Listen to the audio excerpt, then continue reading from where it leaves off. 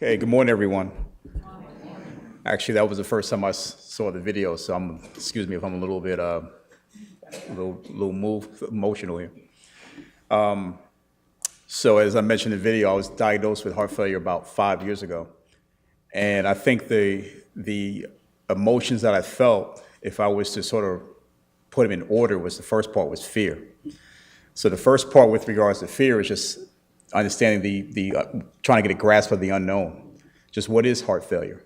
When I hear the term failure, I'm used to going to school and I hear failure means that you're not meeting the expectations.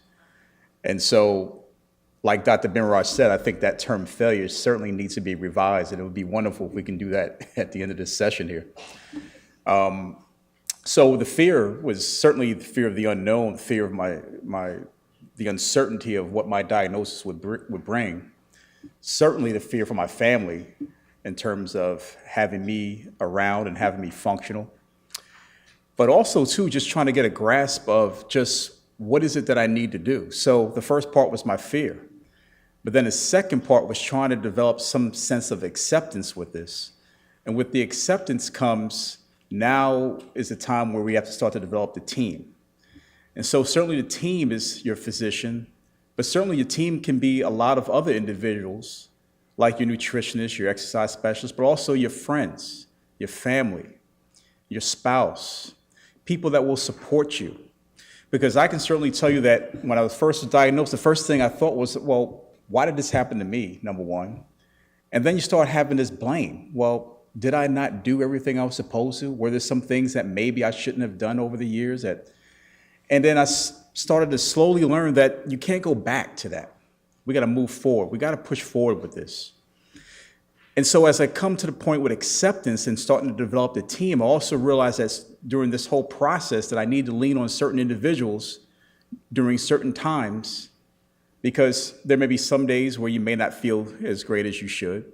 There may be some days where the medications may make you feel wonderful, and then sometimes you have these side effects where you're not feeling too wonderful. And then you just sort of cycle through this times of feeling great and times where you're not feeling quite as great. I can say the majority of the times I do feel good, and I do feel very optimistic. And so along with the acceptance also comes the hope that I can aspire to the life that I want to have. Certainly there are modifications that need to be made with regards to lifestyle, but I think one of the key things for me was really trying to figure out who I am as a person, what's most important to me, so I can prioritize. And with regards to prioritizing is really getting a feel for who I am as a person and really sharing that with my loved ones so they can help me to develop to be the person that I want to be. So with this disease, certainly it's a continuum. And we all have to understand that, yes, we have Dr. Google, and Dr. Google has plenty of information, but also realize that the information very often has to be digested in a way that's applicable to you.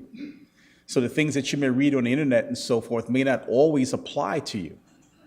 So that's when it's very important, again, to go back to your team in order to lean on them to really get some sort of understanding of just what this disease process is all about.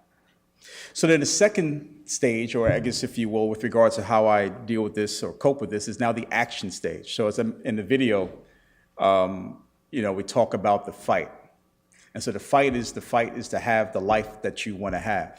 So with that action comes being able to take the medications and be on the regimen that you need to, being able to understand the tests and procedures that you need to and why they're being utilized, but also being able to adhere to the lifestyle things, the diet, the exercise, the emotional coping mechanisms that we all have within us.